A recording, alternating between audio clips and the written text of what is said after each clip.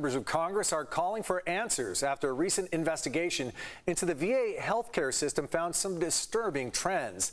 Last week, an inewsource investigation found that VA administrators are overruling doctors' orders to keep patients in the federally funded veterans healthcare system.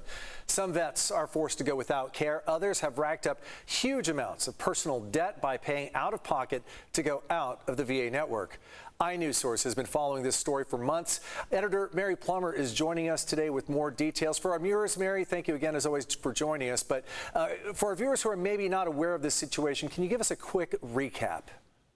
Sure, Carlo. Thanks for having me. Our reporter, Jill Castellano, spent 6 months investigating this story, and she found that VA administrators are preventing some veterans from getting much-needed medical care outside of the VA. This includes cancer treatment and mental health care services, for example, types of care that are badly needed in some cases and just not available within the VA system. So patients were in need of seeing outside providers and running into trouble. She also found that these healthcare access problems ramped up over the past 2 years as the VA sought to retain patients and save money.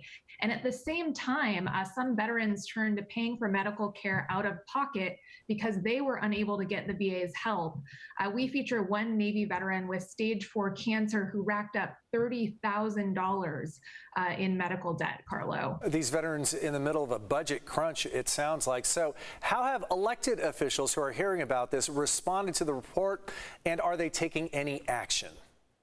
The response to this reporting came fairly quickly. Members of Congress described our investigation as troubling, alarming, and unacceptable. They emphasize that the issues raised by the reporting merit further congressional scrutiny. The Office of Representative Mike Bost, a ranking member of the House Committee on Veterans Affairs, said that he's looking at proposing legislation that would address veterans' concerns. We heard from quite a few folks after this reporting published last week. We have full responses from members of Congress as well as advocates up on our website, which is inewsource.org. So it's got their attention, but we know legislative solutions can take time. The VA, have they made any changes, though? Are they responding? The VA at this point has not responded directly to the investigation since it published, but we did hear from the president of the San Diego Veterans Coalition, who said that he plans to work closely with the San Diego VA director to address concerns about the hospital's patient advocates, which were causing veterans some challenges, as we reported.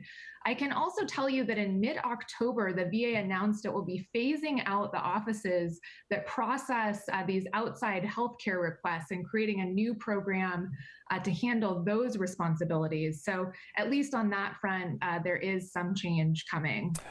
Our veterans, many of them need that help and assistance much more quickly than either one of these timelines. For veterans who need outside medical care and are running into challenges right now, where can they turn to for help, Mary?